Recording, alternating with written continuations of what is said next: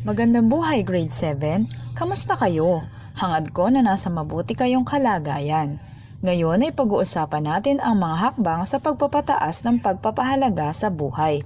Mula sa ikatlong markahan, Module 5. Pagkatapos ng module na ito, ay inaasahang maipamalas mo ang mga sumusunod na kaalaman, kakayahan at pag-unawa ayon sa most essential learning competency. Una, napatutunayan na ang piniling uri ng pagpapahalaga ay batay sa hierarkiya ng mga pagpapahalagang gabay sa makatotohanang pag-unlad ng ating pagkatao. Ikalawa, na isasagawa ang paglalapat ng mga tiyak na hakbang upang mapataas ang antas ng kanilang mga pagpapahalaga. Simulan natin ang pag-aaral sa pagbasa ng maikling tula. Hierarkiya ng pagpapahalaga. Ano-ano nga ba ang mahalaga sa isang kabataang katulad mo? Pagkain, hangin, buhay, magulang, o kaibigan? Tiyak kong sagot mo'y opo. Ordo Amoris o Order of the Heart, sinasabing ito'y hindi nauunawaan ng isip. Paniniwalang tanging puso lamang ang sadyang makalilirip. Ayon kay Max Scheler, we have a ladder to know what is good for you and to other. Mga hierarkiya na marapat lang nating matutunan na minsan ang ibang bagay na mas mahalagay ating nakalilimutan. Hayaan mong ikaw ay aking tulungan upang iyong mas maunawaan ang mga hierarkiya na dapat mong pahalagahan. 4 lamang ito, sapat na para sa iyo, kaibigan. Pandamdam ang una sa ating listahan, nagdudulot ito ng panandaliang kasiyahan. Mga bagay na maituturing na rangya o luho, hinahangad mo, lalo na ang ilang mga tao. Sunod ang pambuhay na pagpapahalaga, importante sa tao ang makapahinga, makausap sa tuwina, kalungkutan mabawasan, upang masiguro ang kanyang kapanatagan. Espiritual maituturing na mas mataas sa dalawa, may 3 uri itong pinauunawa: pangkagandahan, katarungan, at katotohanan. Kabutihang pangkapwa, laan ito sa bawat mamamayan. Panghuli sa lahat, pinakamataas na antas, banal na pagpapahalaga, pagharap sa Diyos na nasa itaas.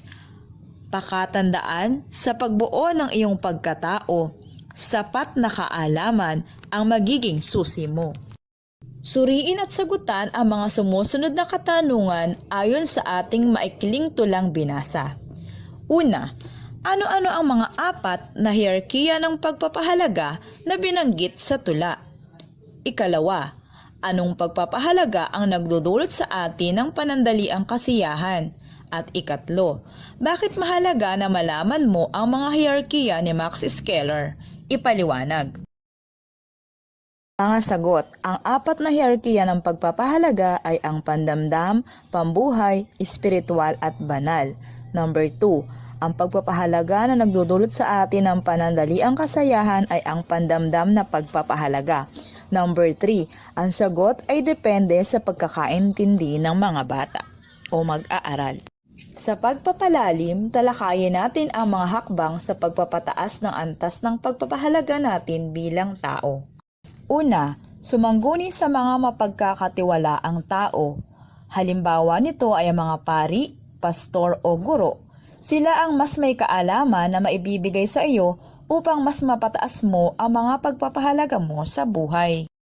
Pangalawa, magbasa ng mga aklat pang-espiritual gaya ng Biblia, Quran at iba pang babasahin na makatutulong upang malinang pa natin ang ating kaalaman sa pagbuo ng desisyon na ikabubuti ng sarili at lalo't higit ng iyong kapwa.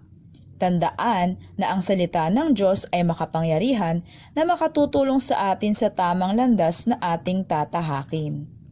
Ikatlo, patuloy na pag-aaral at pagsasabuhay ukol sa mabubuting asal o ethics. Halimbawa nito ay panunood ng mga video sa YouTube gaya ng 700 Club Asia at mga video ni Bo Sanchez na tiyak nakapupulutan mo ng aral na kahalagahan ng pamilya at tamang pagdedesisyon sa mga pinahahalagahan mo sa buhay. Ikaapat, paligiran ang sarili ng mabubuti at wastong tao tulad ng mga magulang, piling mapagkakatiwalaang kaibigan at guro. Sa tulong at gabay nila ay makasisiguro tayo na hindi tayo maliligaw na landas sa pagdedesisyon ng mga pagpapahalaga natin sa buhay. At ikalima, paghingi ng payo at gabay sa mga magulang o nakatatanda. Pagnilayang mabuti ang mga desisyong gagawin at higit sa lahat, magdasal at humingi ng gabay sa Panginoong Diyos. Ating tandaan mga anak na sa pagbuo ng pagkatao ng tao at sa pagkamit ng mas mataas na mga pagpapahalaga, mahalagang malinaw sa iyo na nakasalalay ito sa pagkakaroon ng sapat na kaalaman at kahandaan na pumili ng tama at batay sa mga moral na prinsipyo. Ikaw, nakahanda ka na ba? Bilang pangwakas sa ating gawain, sa loob ng bawat kahon, magbigay ng mga tiyak na hakbang upang mapataas ang antas ng iyong pagpapahalaga.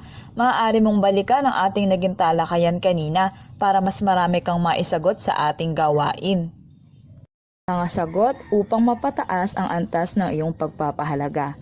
Una, sumangguni sa mga mapagkakatiwalaang tao gaya ng mga magulang o guro. Ikalawa, magbasa ng mga aklat pang-espiritual gaya ng Biblia o Quran. Pangatlo, paligiran ang mga sarili ng mga mabubuti at mapagkakatiwalaan tao. Pang-apat, patuloy na pag-aaral at pagsasabuhay ukol sa mabubuting asal o ethics. Sana'y naunawaan ninyo ang ginawa nating pagtalakay sa ating aralin. Binabati ko kayo sa pagsisikap ninyong gamitin ng tama ang mga pagpapahalagang itinuro ko. Hangad ko ang patuloy na pagsasagawa at pagsasabuhay mo nito. Palaging tandaan mga anak, ang pagiging matagumpay ay hindi palaging nakapagpapasaya sa iyo. Ang pagiging masaya at pagpapahalaga sa mga bagay na meron ka ang mas masasabi mong katagumpayan. Paalam hanggang sa muli!